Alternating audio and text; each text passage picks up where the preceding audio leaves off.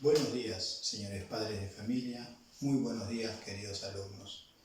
La clase de hoy vamos a tratar sobre las ciencias y las disciplinas auxiliares de la historia. La historia no es una ciencia que trabaja sola. La historia es una ciencia interdisciplinaria. ¿Qué cosa quiere decir eso? Que se apoya, ¿no? Recibe el apoyo y a su vez apoya a otras ciencias también.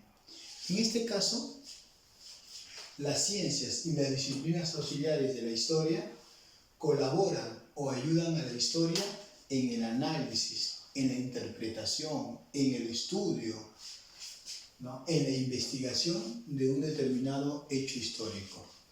¿Qué cosa quiere decir eso? Que el historiador, al momento de recoger las evidencias, al momento de hacer el estudio correspondiente de las pruebas, de las evidencias, entre otros, no utiliza solamente el método histórico, que consiste pues en la recopilación de la fuente, en el análisis exhaustivo de la fuente y luego obviamente el proceso ya de desarrollo, ¿no? de todas estas fuentes recopiladas. Ya viene el planteamiento del historiador a través de una hipótesis, lo que nosotros llamamos también pues el método científico. Pues bien, ¿no? Entonces, ¿qué es lo que va a pasar? En este proceso de investigación, el historiador se va a apoyar en otras ciencias. Ciencias al igual que estas, independientes, ciencias que desarrollaron un método, que desarrollaron una técnica y que permiten al historiador reconstruir de manera objetiva el pasado. Podemos hablar aquí entonces de ciencias auxiliares y podemos hablar también de disciplinas auxiliares.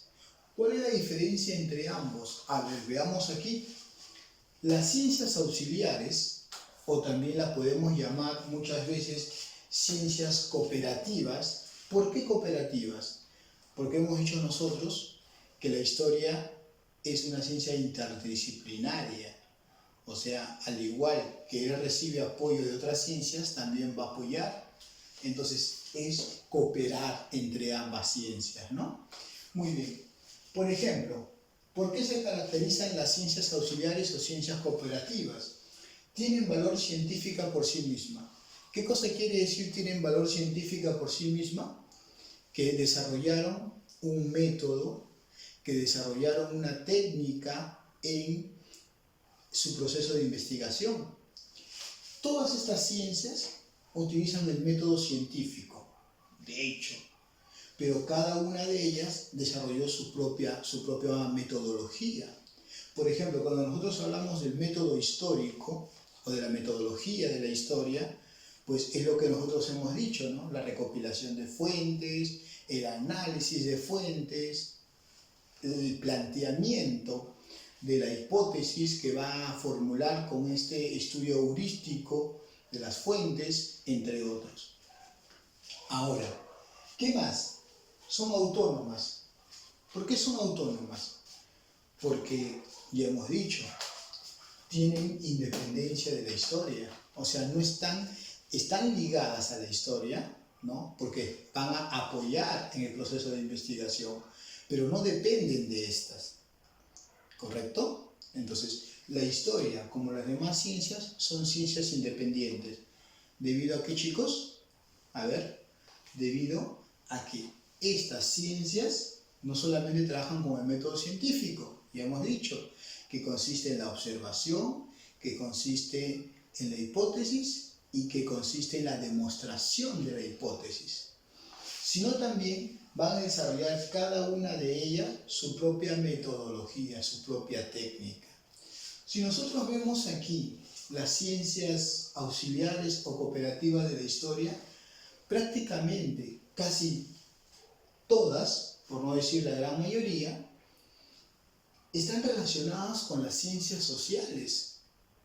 Por ejemplo, la geografía, la economía, la arqueología, la antropología, la sociología, son ciencias, ¿no?, cooperativas, pero a su vez son ciencias sociales que van a ayudar a la historia. Demografía, lingüística, politología, derecho, paleontología, de una u otra manera también están relacionadas con las ciencias sociales. Veamos cada una de ellas cómo se desarrollan, de qué manera, ¿no?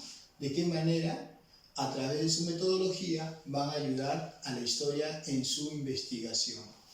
En el caso de la geografía, estudia las relaciones entre los elementos geográficos y la vida del hombre.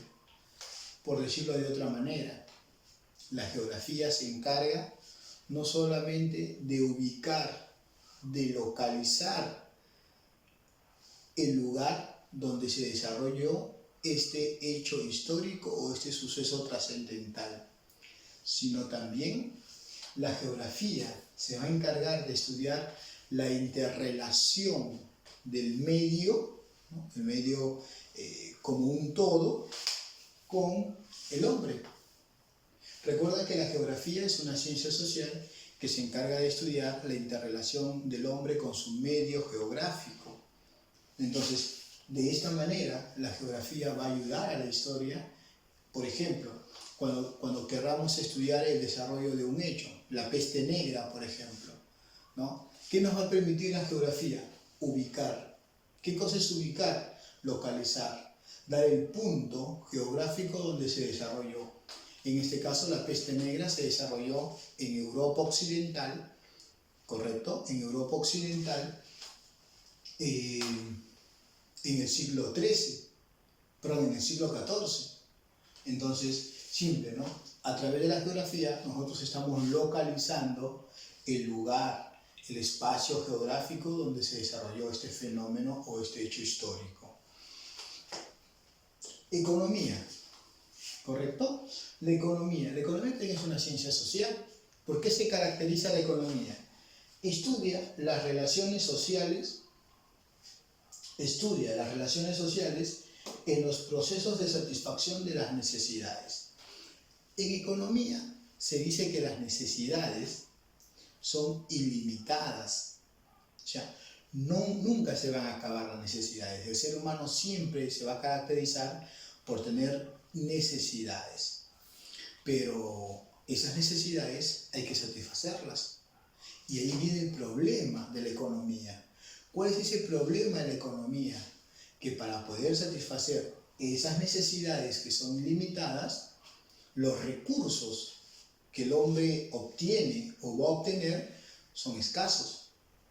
Entonces, ¿cómo satisfacer las necesidades cuando tenemos recursos escasos? Ahí viene la importancia de la geografía, la administración correcta de esos recursos, ¿no? Entonces, ¿a través de qué dice? A través de su producción, a través de su distribución, a través de su consumo, ¿no? A través de su comercialización, entre otros. Entonces, la economía tiene que ver, ¿ya?, con el hombre y sus necesidades y la forma de cómo de qué manera estos satisfacen dichas necesidades. Ahora, la geografía, volviendo un poquito atrás, la geografía también tiene que ver con lo que el hombre desarrolla dentro de su medio para poder satisfacer sus necesidades. Por ejemplo, entre la geografía y la economía, nosotros vamos a ver las actividades económicas que desarrolla el hombre con el fin de satisfacer sus necesidades. Hablamos de actividades primarias, actividades secundarias, actividades terciarias. La arqueología. ¿Por qué es importante la arqueología? La arqueología también ya lo hemos visto, ¿no?, como fuente arqueológica. Nosotros hemos dicho que las fuentes arqueológicas se encargan de estudiar todas las evidencias materiales que el hombre ha dejado en el pasado.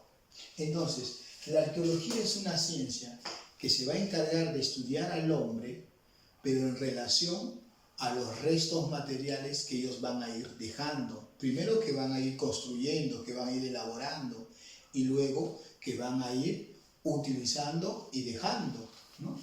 Por ejemplo, estudia los restos materiales dejados por los hombres. Monumentos.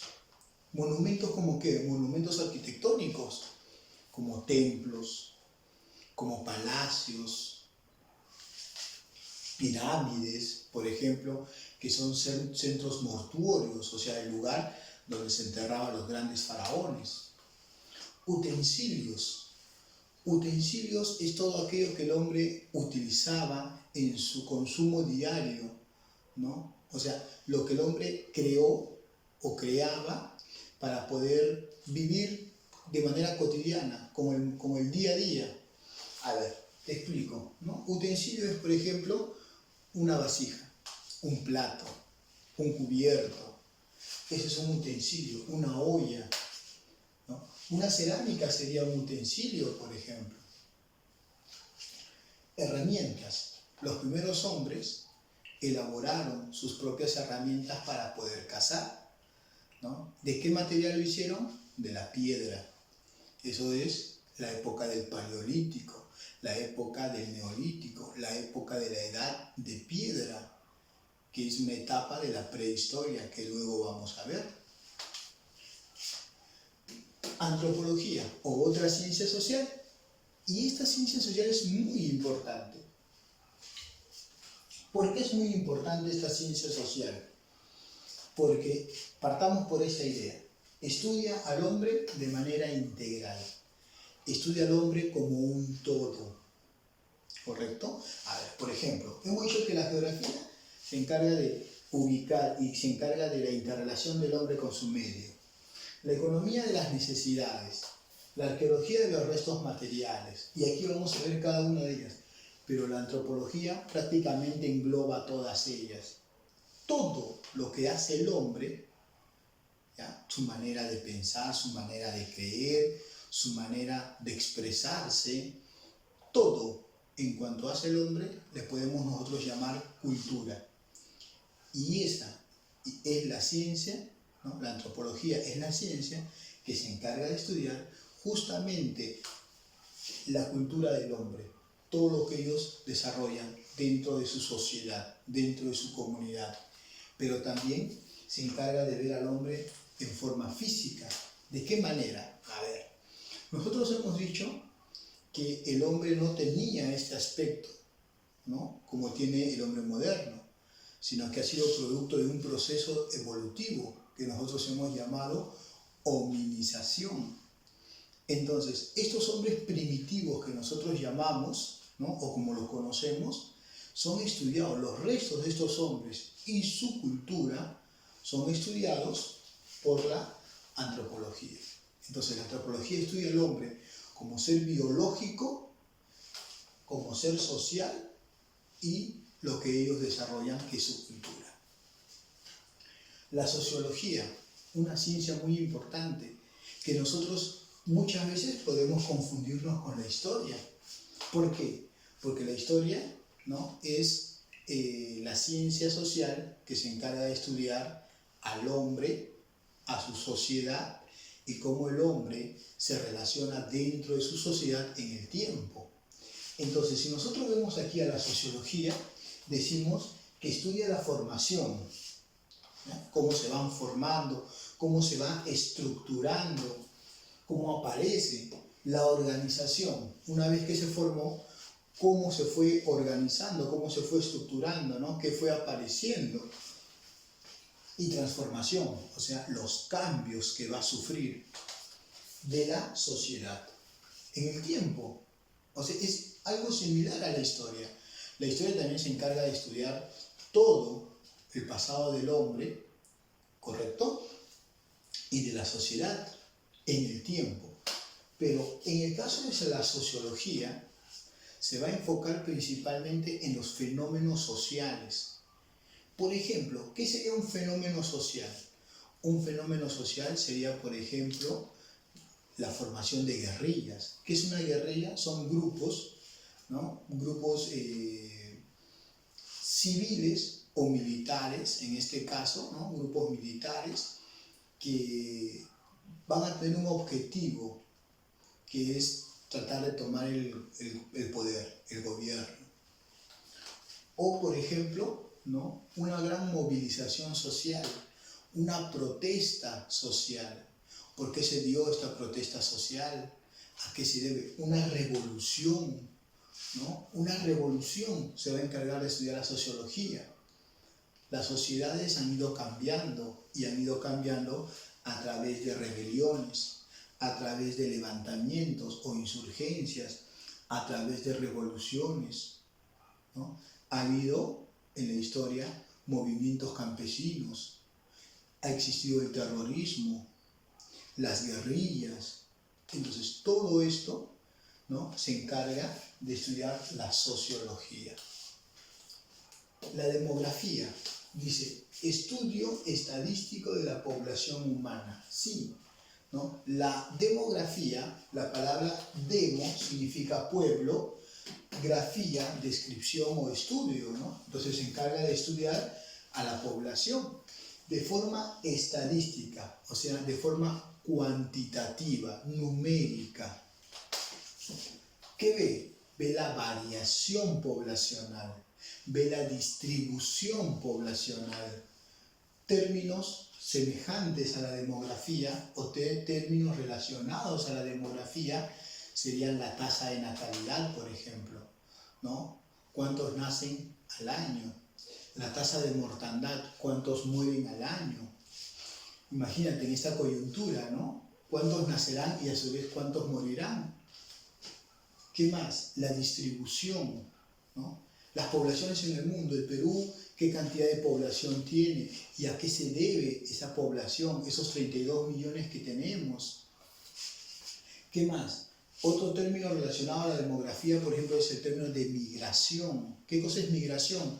Es el desplazamiento de un punto a otro, de un lugar a otro. Eso es migración.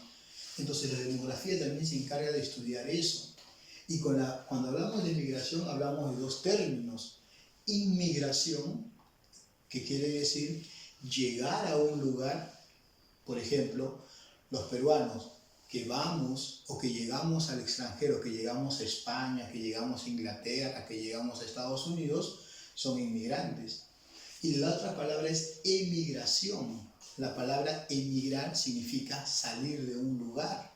Recuerda, inmigrar, llegar a un lugar, y emigrar, salir de un lugar. En este caso, los peruanos que vamos a viajar a Europa seríamos emigrantes. Cuando llegamos a suelo europeo, somos inmigrantes. En el caso de los venezolanos, por ejemplo, los venezolanos han llegado al Perú, que son inmigrantes. Pero en el momento en que van a salir de su país para venir al nuestro, que son emigrantes. La lingüística, muy importante. Recuerda que el lenguaje, el lenguaje articulado, el lenguaje de palabras, se inició con el Homo sapiens. Entonces, desde ahí podríamos decir que el hombre pudo comunicarse de manera adecuada. Comenzó a crear códigos lingüísticos que le permitió comunicarse. ¿A través de qué? A través del habla. Se llama lenguaje articulado.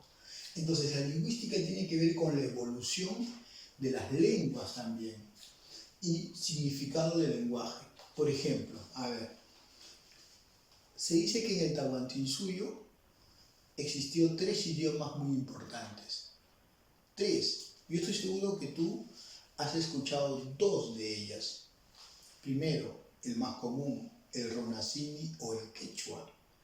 Segundo, el Aymara. Pero hay una tercera lengua que se hablaba en el Tahuantinsuyo, pero que no lo hablaba el pueblo, que lo hablaban solamente la élite, la nobleza incaica. Era el puquina, entre comillas, la lengua secreta de los incas, de los nobles incas. Palabras como Cusco, por ejemplo, no son términos quechuas, son términos puquina. La palabra manco no es un idioma quechua, es un idioma puquina, ¿no? ¿Y de dónde es el puquina? ¿Dónde está el origen del puquina? ¿De dónde es procedente esa lengua? Pues es del altiplano, ¿no? Y hubo una cultura que se desarrolló en toda esa área altiplánica llamada la cultura tiahuanaco, que probablemente sean ellos quienes ya hablaban el Puquina. Imagínense. Bien. La politología, o también le podemos llamar las ciencias sociales, perdón, las ciencias políticas o politología. ¿De qué se encarga? Se encarga de estudiar la organización del poder, ¿no? La formación del Estado como poder y las formas de gobierno. Por ejemplo, hubo una cultura en la época antigua que es muy importante hoy en día, o sea, dejó un legado importantísimo hasta el día de hoy que se viene desarrollando. ¿A qué cultura se le conoce como la cuna de la democracia? Sí, es Grecia, pero específicamente Atenas. Una ciudad muy importante, muy desarrollada en la Grecia antigua. La ciudad de Atenas es cuna de la democracia. El padre de la democracia se llamaba Clístenes. Entonces imagínate, ¿no? Esa forma de gobierno que ha llegado hasta el día de hoy es una herencia de los griegos. Pero otra forma de gobierno, por ejemplo, es la dictadura. En la época romana, el dictador concentraba todo el poder ejecutivo, el poder legislativo, el poder judicial, ¿no? Concentraba todo el poder durante 6 meses, siempre y cuando Roma tenga problemas, esté en crisis política. Imagínense, hasta el día de hoy se utiliza el término de dictador para referirse a una persona que logra concentrar y controlar todo el poder estatal. Derecho, ¿no? Muchos de ustedes, cuando lleguen a cuarto, quinto, o muchos de ustedes que también están en estos momentos esperando el examen de admisión para postular a la carrera de Derecho. ¿Por qué? ¿De qué se encarga el Derecho? ¿No? ¿Por qué quieres estudiar Derecho? La palabra Derecho se relaciona ¿con qué término? Con abogado, ¿verdad? ¿Y de qué se encarga el abogado? De estudiar las leyes. Entonces, el Derecho, ¿ya?, es una ciencia social que tiene que ver con las normas jurídicas. Normas, ¿ya?, es un conjunto de reglas que sirve para poder relacionarnos, para poder convivir de manera armónica, ¿no? Sin reglas habría una anarquía, un caos. Imagínate. Entonces, hay normas sociales, hay normas religiosas, ¿no? Pero cuando nosotros hablamos de normas jurídicas, hablamos de leyes, las leyes dadas por el Estado. Entonces, que regulan la vida del hombre. Eso es muy importante. Cuando nace el Estado, se podría decir que también nace el derecho. El derecho me refiero como las leyes. La paleontología, otra ciencia muy importante. La paleontología se encarga de estudiar los restos fósiles de animales y vegetales, inclusive ya extintos. ¿Qué cosa quiere decir? Que ya no hay, que ya se extinguieron de manera definitiva. Cuando nosotros podemos hablar de fósiles, ¿no?, decimos animales que tienen una gran antigüedad, millones de años, por ejemplo. Pero hay otros que tienen millones de años, pero que ya se extinguieron. Por ejemplo, el mamut, por ejemplo, el tigre de dientes de sable. Eran animales prehistóricos, pero también eran animales del Pleistoceno, o también llamado la era de hielo. Entonces, la paleontología se va a encargar de estudiar esos restos fosilizados, ¿no?, de animales y de vegetales. Muy bien, ahora pasemos a hablar rápidamente de las disciplinas auxiliares. ¿Por qué se caracterizan las disciplinas auxiliares? No tienen valor científico por sí mismas, o sea, no lograron desarrollar un método, ¿no?, o una técnica propia. Al no poder desarrollar un método o una técnica propia, prácticamente carecen de independencia. Lo que pasa, ¿no?, entonces es que pasan a depender de la historia. Sin ella, probablemente no tendrían mucho valor estas disciplinas científicas o estas disciplinas auxiliares. Se especializan sobre un tipo de fuente o sobre tipos de fuentes, ¿no? ¿Qué son las fuentes? Recuerda, las fuentes son las evidencias, son los restos que sirven para reconstruir el pasado. Entonces, si yo quiero reconstruir el pasado, por ejemplo, de los incas, ¿a qué disciplina auxiliar tendría que recurrir?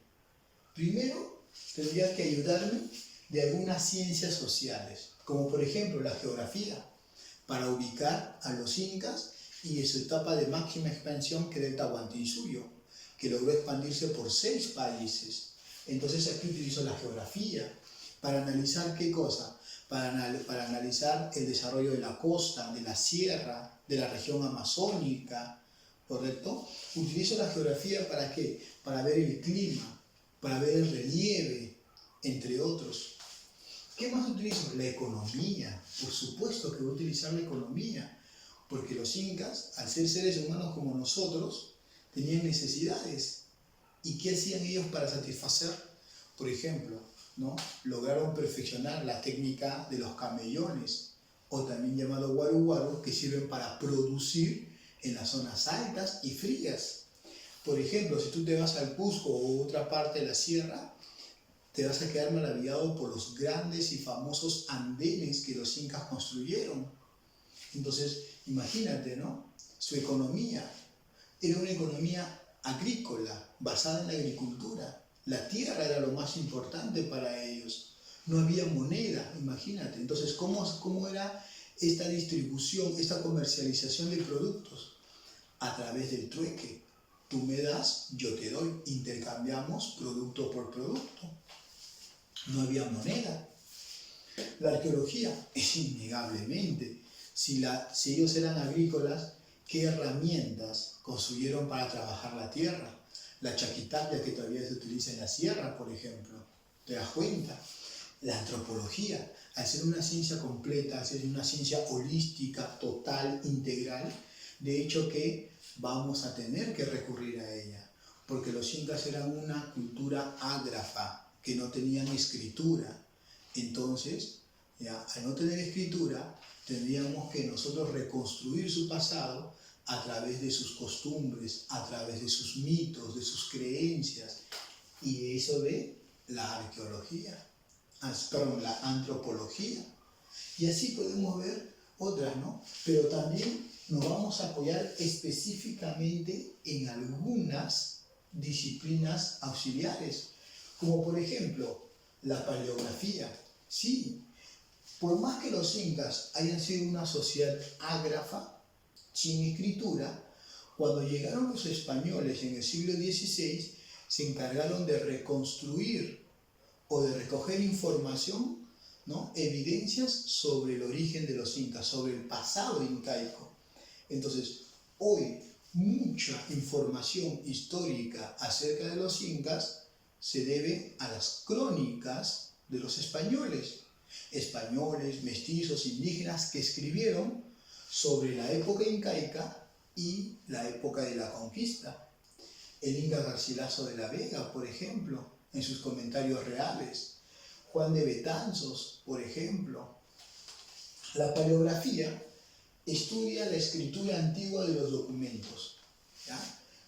Documentos, ya sea papel u otro material, pero considerado como documentos, impresos o manuscritos. Ellos tienen que ver que de una u otra manera el documento sea verídico, ¿no? Que la letra coincida con el tiempo. O sea, el estudio de la paleografía en el Perú es muy importante, ¿no? Había que saber la escritura, cómo escribían los españoles en el siglo XVI, en el siglo XVII, en el siglo XVIII. Habría que estudiar la gramática en esa época, ¿no? Entonces, no es sencillo la paleografía, hay una especialización en historia para poder estudiar los documentos del siglo XVI, XVII, XVIII en el Perú. Y obviamente, cuando hablamos del mundo, cuando hablamos de la historia universal, pues hay lenguas también, o hay escrituras también antiguas, ¿no? La escritura egipcia, por ejemplo, claro, pero no hubo, o mejor dicho, la paleografía en cuanto a la escritura griega, la escritura romana, el latín, por ejemplo, el griego, entre otros. La epigrafía, muy importante la epigrafía, estudia las inscripciones en piedra, madera o metal. ¿Qué es eso? ¿Cuál es la diferencia entre la paleografía y la epigrafía? Ambos estudian la escritura antigua, ¿correcto? Pero en el caso de la paleografía lo hace sobre documentos, papel u otro material. Y en el caso de la epigrafía lo hace a través de piedra, madera o metal. Por ejemplo, la famosa piedra Rosetta, que fue hallada en Egipto por Napoleón, que fue llevada a Francia y descifrada, estudiada y descifrada por el gran sabio Jean-François Champollion, ¿no? En esta piedra Rosetta estaba la escritura jeroglífica, por ejemplo. La diplomática, muy importante también en el caso de la diplomática, estudia los documentos oficiales. ¿A qué se le llama documentos oficiales? A los documentos del Estado, documentos de carácter estatal. Por ejemplo, los tratados internacionales, los acuerdos, ¿no? Y las negociaciones que quedan registradas en estos documentos, de eso se encarga la diplomática. Hay una ciencia llamada la diplomacia o una disciplina llamada la diplomacia que se encarga entonces de estudiar la veracidad y la originalidad de estos documentos oficiales. La numismática. La numismática se encarga de estudiar las monedas antiguas, ¿no? Las monedas en general.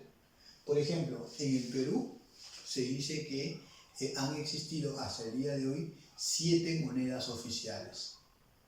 Una de ellas, por ejemplo, es el sol, ¿no? La moneda de ahora, es el INTI, que fue en el gobierno de Alan García, sus padres deben de recordar ello.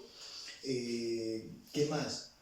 La libra peruana, ¿no? El peso, entre otros tipos de monedas. La heráldica estudia los escudos y blasones. Normalmente los escudos y blasones eran muy importantes en la Edad Media, ¿ya? ¿Cómo demostrabas tú que eras de un linaje noble? ¿Cómo demostrabas tú que venías de una familia noble con gran abolengo? ¿Cómo demostrabas que esas tierras te pertenecían? ¿No? Obviamente a través de tus escudos familiares o los blasones, que eran los escudos de armas.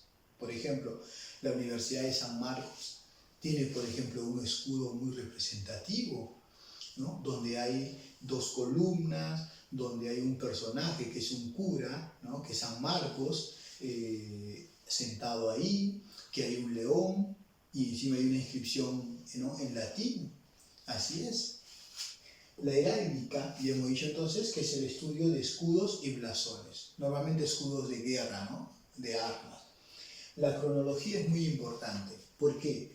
Porque ubica, recuerda que nosotros hemos dicho que los hechos históricos se desarrollan en un determinado espacio y en un determinado tiempo, ¿verdad? En un determinado lugar y en un determinado momento.